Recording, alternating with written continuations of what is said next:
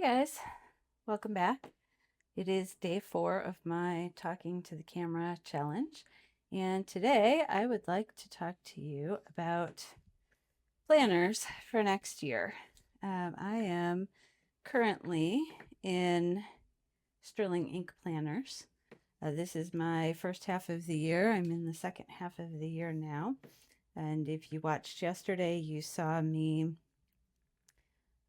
plan this week in my Sterling Ink planner.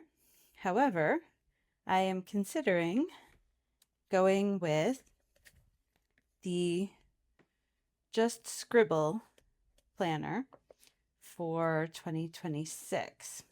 And I thought that those of you who might be looking at different options might want to have a look with me and see what the difference is between these two planners. So the first difference is going to be that the common planner, I believe, comes in a lot more sizes. This planner that I'm in right now is a B6. The Just Scribbles planner, I was only able to get in an A5 in terms of sizing. I don't believe they have it in B6, but if they do, that would be great because I do actually kind of prefer the B6 size. For reference, it is a little bit slimmer and a little bit shorter. It just makes it easier to throw this planner in a purse or a bag or take it with you.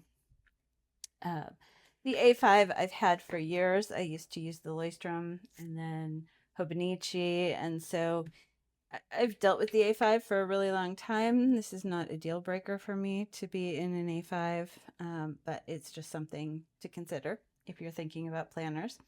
One of the other big things to consider is that Sterling Ink will be continuing with the Tomoe River paper for 2026. She just made an announcement not too long ago, and Just Scribbles has decided to go with some different paper options for 2026. Now, if you like the Tomoe River paper and haven't had a problem with it in 2025, that's awesome. But a lot of people have had those issues in 2025. And so maybe that might be a point in favor of this Just Scribbles. One of the other things is the layout. They're different. So let's kind of take a look at some of the things that we use in a planner. So you've got this first page. I usually use it for quotes and stickers, and it's going to be the same.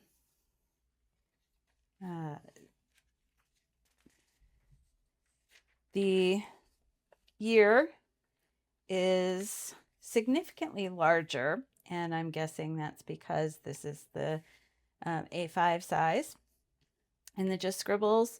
But, you know, it's not too bad in 2025 or in the Sterling Ink, and I don't use it all that frequently, so I'm not real concerned with it. Sterling Ink does have a blank page here for vision boarding, things like that. You don't get that here in the Just Scribbles. You go straight into a record of the days. Now, when I had the Hobonichi cousin, I used this particular spread to just jot a note, like an index of what I wrote on each day. Sometimes I put recipes in there, sometimes I take notes for work, sometimes I do packing lists. And then I would usually highlight with a color dot on the side to indicate what kind of item I indexed. So again, if it was a recipe, maybe it would be pink. I use these dot markers, zig dot markers. So maybe I might use this one for recipes. I might use this one for, notes from reading. I might use this one for another, notes for work, things like that. That way I have a really nice index of everything that I wrote. Now you may wonder, do I ever look back at those things? And that is a valid question. And the answer is yes, I do. I have been known to go and look back at I have been known to go back and look at my Hobonichi cousin and my Loystroms all the way back to, I still have them all the way back to 2010. And so I still reference them all the time. I may even have some before that, but they're not readily accessible. But, I could pull up recipes and plans from planners from way back. The next thing that Sterling Ink has is the goal setting. I really never know quite what to do with it. So I'm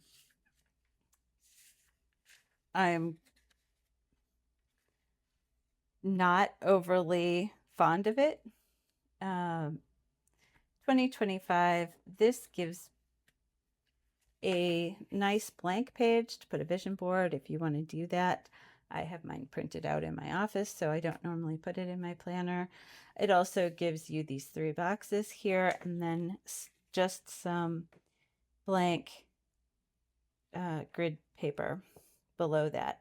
So you can have kind of your 3 priorities for the year, 3 things that you want to accomplish during the year, and then talk about those things down here. Do some writing, do some diagramming, put some planning, whatever you want.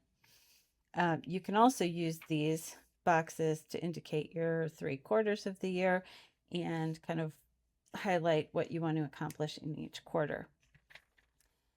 There are videos from Just Scribbles on how she uses these pages. So if that's something that you're interested in, you might want to check out her channel and see. She has all different kinds of ideas on how you can use these pages. Then you go to our goals page for annual. We have 8 boxes where you can put a goal in, and then you can diagram, you can write, you can do whatever you need to do to kind of help you work out your goal setting in each of those boxes. And these are for your goals for the year. And then you move on to the quarter 1.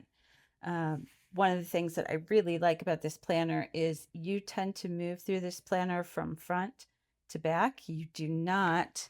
In this, I'm constantly jumping around back and forth between weeks and then months and then, the back. With this planner, you're going to tend to move from the front to the back. So you start here, you've got a plain page, and then you've got quarter 1, the same 3-box setup, and then just this gridded page. And then you can set specific goals for quarter 1. And again, you have another 8 boxes. So you can either take your annual goals and just kind of break down what you want to do in quarter 1 with regards to those goals, however you want to use this page. Then we go into January, and these are the trackers. We go into the trackers, not January. And so what you have monthly trackers for January, February, and March. That is one thing that is all at the beginning with the goal setting of the quarter that I think would be really nice if this got moved to go with each month. But I'm nitpicking at this point because having to turn back to this page every day and mark my habits is not a bad thing. You can track items here, and then if you want to graph something, you can graph that down here, or you can just use this as more lines for more items. One of the nice things is that I do have things that I track repeatedly week after week, and to be able to put them in here instead of in my Alistair task manager, it would be really, really nice. I don't really have a place in Sterling Ink where I do that. I tend to use this Alistair method where I'm doing this by week, which is great, but then I'm rewriting the same thing over and over again for the first about half of the week. So this way I can just write it once for the month. Then maybe I decide that I want to track something different. In the next month, I can fill that in for the next month. So we have one for each month. Then you get another blank page. There's ample blank pages for doing things that you want to do outside of the dailies. And everything in this book is page numbered, so you can put an index in the back and index things that are not on pages that way. Then we have this spread where you can track something. I think I would use this as a when did I last and just put dots in here. I do a when did I last in here, and this gives me a bit more space, so I can just do the colored dots in there, and then I can go ahead and make some notes over here on what those colored dots mean. That is probably how I'm going to use it, but you can use it for project tracking. You can use it for goal tracking. You know, how far are you progressing? It would make a great reading diary. You know, when am I reading what? But this page has a lot of different options on what you can do with it. Then you come to a blank page with nothing on it, and then January, the beginning of January. We again have the 3 boxes and then the grid. So again, if you have 3 priorities for the month, for me, every month I tend to write down anything I have tickets for, like big plans. So these are the non-movable things. So if I have tickets, if they're vacation plans, if somebody's coming into town, things like that. I track big expenses. And then the third thing that I track is, I'm drawing a blank right now. Let me take a quick peek. I track preservation projects. So I like to do some things like canning and stuff like that. And so I have a list of preservation projects that I want to do based on what is in season. So that's what I'm doing right now. And I'm just tracking that on a blank page in the sterling ink. But now I have a place where I can put those 3 things in those boxes, and then I have this whole page to do something else with. This page would be great for monthly budgets, things like that. And then you move into the calendar. Calendar is very, very similar to the sterling ink calendar, with the exception of the week numbers being over here. And obviously, because it's a little bit bigger, it's a bigger page, it's got a bit more room to write in it. But I think I will probably use this in much the same way. So I tend to do my big tasks for the month over here, and then I kind of do plans in here. One of the other things that I might consider doing, and I've been trying in this, I tried this afternoon to kind of make a mock version of August, is tracking activities that I might want to do over here, but that I'm not certain of. So if there's something that's maybe happening on the 8th, I can write it here, and then it's not in that particular day, but I know that there's something going on. We like to attend, you know, festivals and trivia nights and all kinds of things, but only when we feel like it. So knowing what is going on and what our options are would be nice. So maybe that column can be used for that. Then you have 2 blank pages after the month, and then we get the weeklies. So in here, you have to go through all of the different months to get to the weeks. I like that the month is going to be all together with the weeklies. So in this book, you're going to have a full column to write in. I don't necessarily need to have the month right here. The Sterling Ink Planner does have the month right here, but that's not something I've ever really needed. I always highlight the week, but really if I'm looking at the month, I'm going back and I'm looking at this page. I'm not really looking at this itty bitty calendar to try and figure out where we are in the month. So having this full page is nice. If I decide I miss those little monthlies, there are stickers that you can buy, and I can put one of those in there. Sterling Ink, I know, does sell them. It does give the number of the week. I like that. And we have the month, and then all of the numbers at the top. Everything has very clean lines. You get some blank spaces, and then you have 5 o'clock in the morning all the way to 2 o'clock in the morning. Again, since this is a bigger planner, we have more hours. I would imagine if this is in a B6, the hours would probably be similar to the Sterling Ink. I usually use the top for recording things like weather and birthdays or days off, things like that. And then I will often put a washi at 10 o'clock because I don't really plan anything after 10 o'clock. We're not leaving the house to go start something after that time. So if it hasn't already been started, before that, it's not happening. So I very rarely find that I even want to write anything after 10. So you have that weekly page, and then in the Sterling Ink, the weeks follow one after the other. However, here we are going to have a blank page, and then we start our dailies. Now, unlike the Hobonichi, there's no quote down here. There's no task list. You can really make this look however you want it for the dailies, which I love, because one of the things that I like so much about the Sterling Ink is that I can go ahead and I can do recipes in here. I can do my Alistair tracking in here. I can take notes on things. I can add quotes. I can have little records of the subscriptions that I received. And so being able to use these pages however I want is fantastic.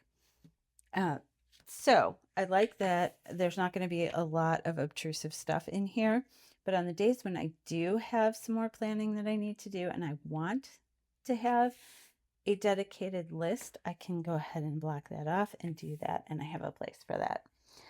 I do like my Alistair method for weekly tasks, for both work tasks and personal tasks. So I think that I will end up putting that on this page.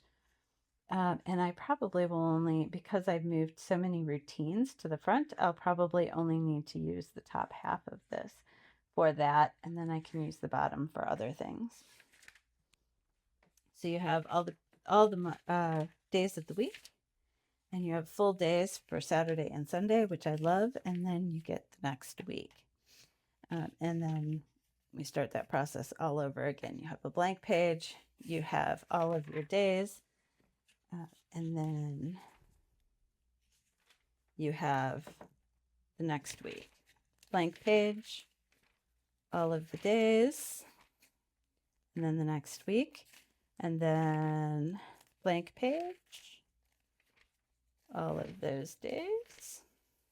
And the last week of the month, and blank page, all those days, including the 1st and 2nd of February, because those are part of that particular week.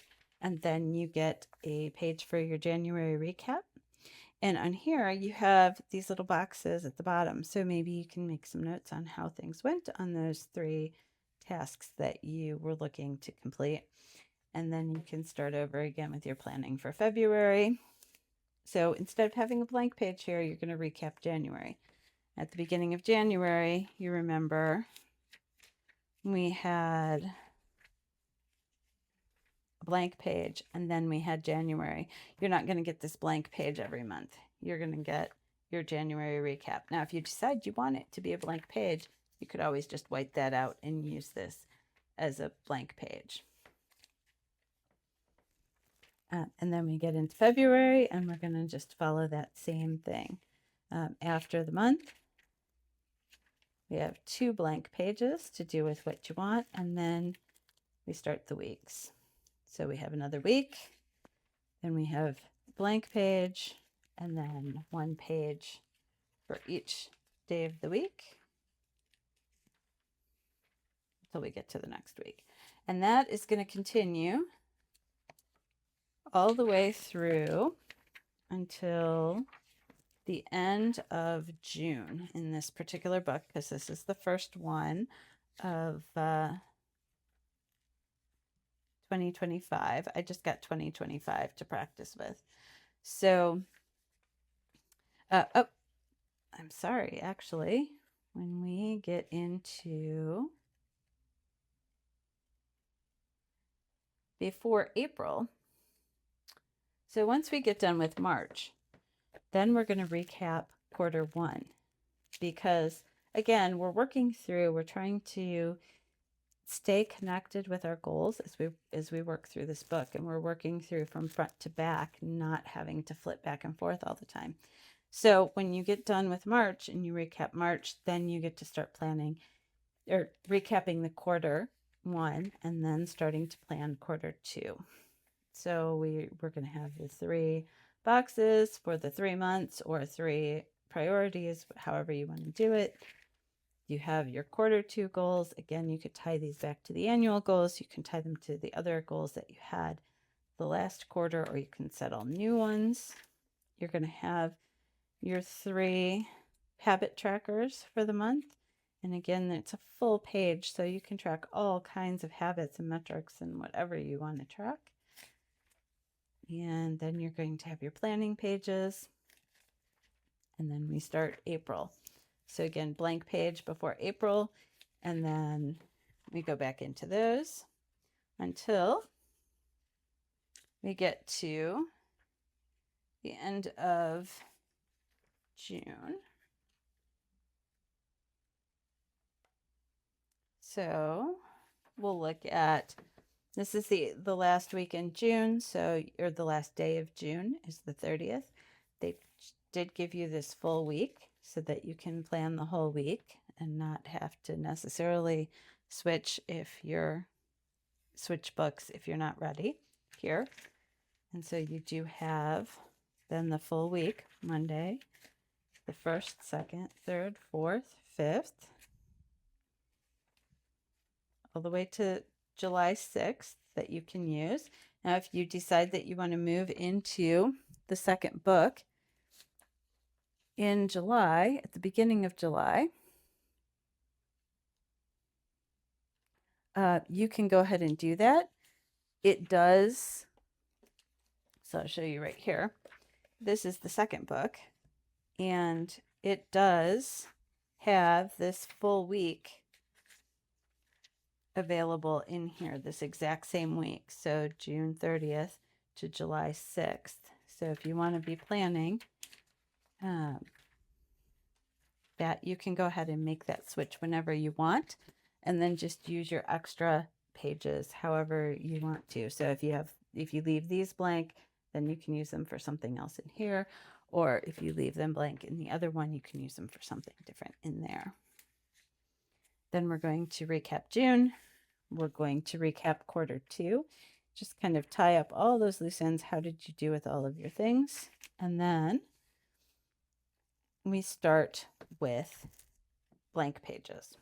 So we're going to start on page 339 with blank pages, and these are all just blank grid pages. One of the things that I do like is that this center square in the grid is shaded so that you can see exactly where the middle of the page is. So if you are creating a bullet spread or something like that, it's really nice. It's not obtrusive. By the time you add in all kinds of things and write all over it, you won't even see those anymore. Much less obtrusive than, say, the Hobonichi with its quotes and all those other items that it has.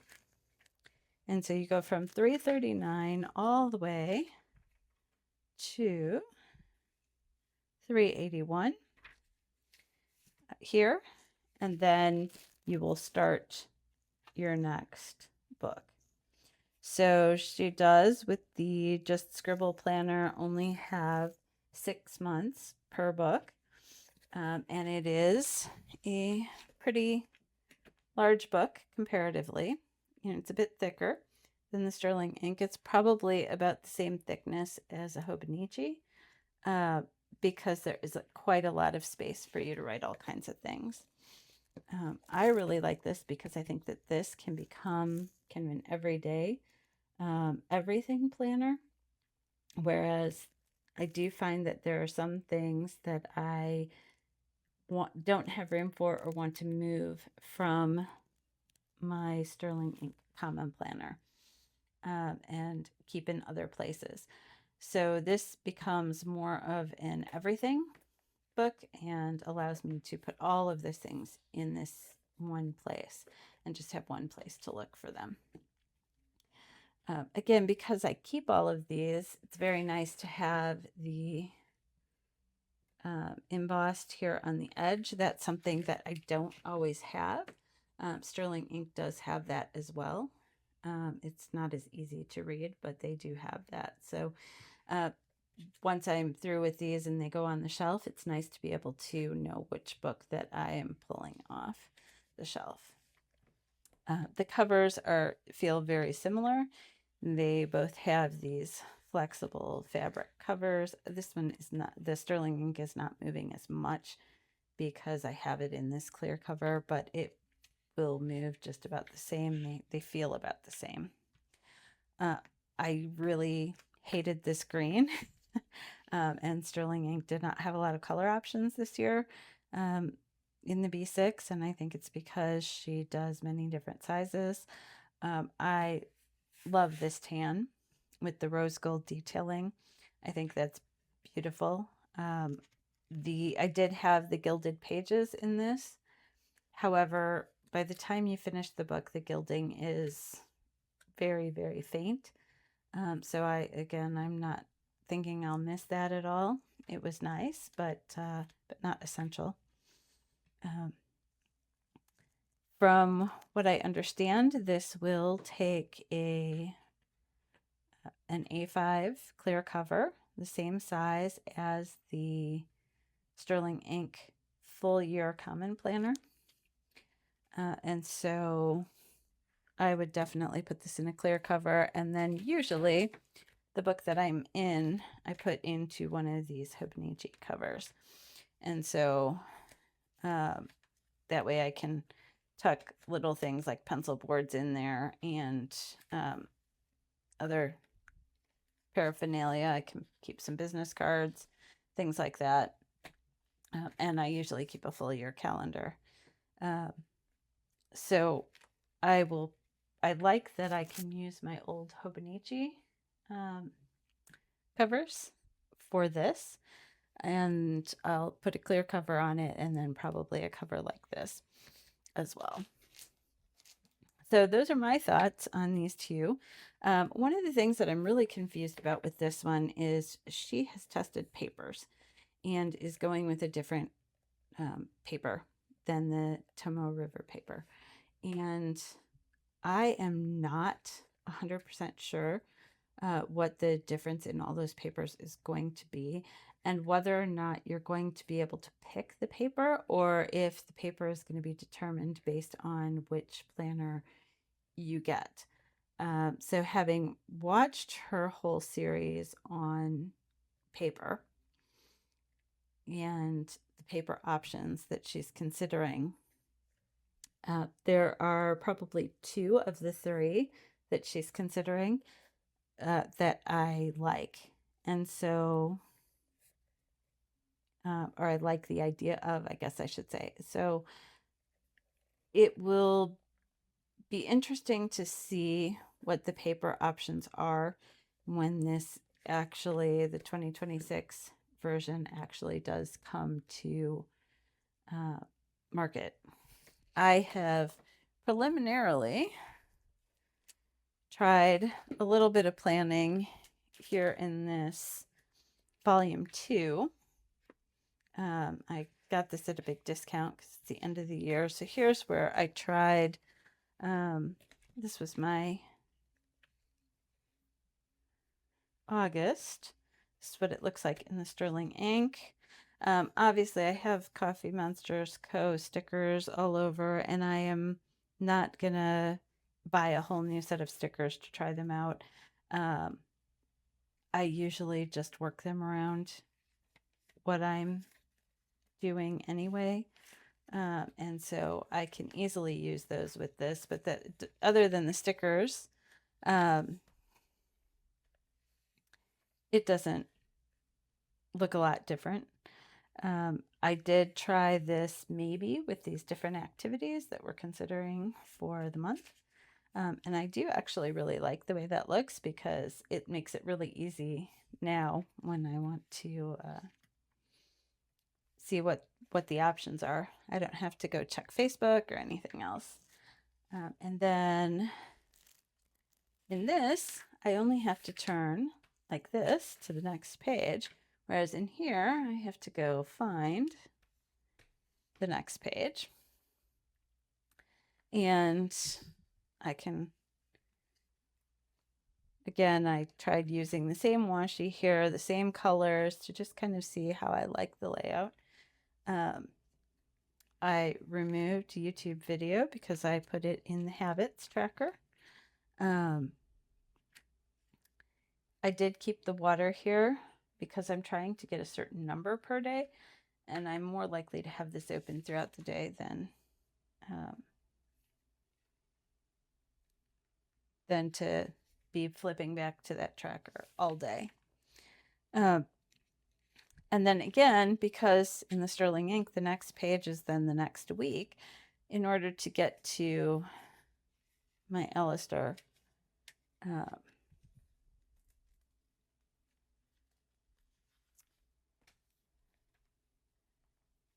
method here for the to-do list, I have to again have a bunch more tabs. So I have 3 full sets of tabs on this. So I have another set of tabs to get to this one. And so I have to get to the month and then navigate to the week. Whereas here, I can look at this and then just turn the page and look at how nice that is. In this case, I decided that I would do that task list up here and then move these few tasks like cooking projects and cleaning projects down here. And then I even added a filming since I'm trying to film YouTube every single day with a place to jot an idea and what the final title is. And so I thought that is fantastic.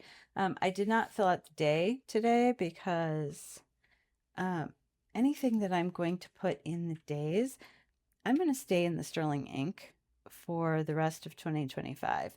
So this is not something that I'm going to be keeping forever and ever. This is just a practice book, so I might try some layouts and things in here, but I'm not going to work on putting everything in here.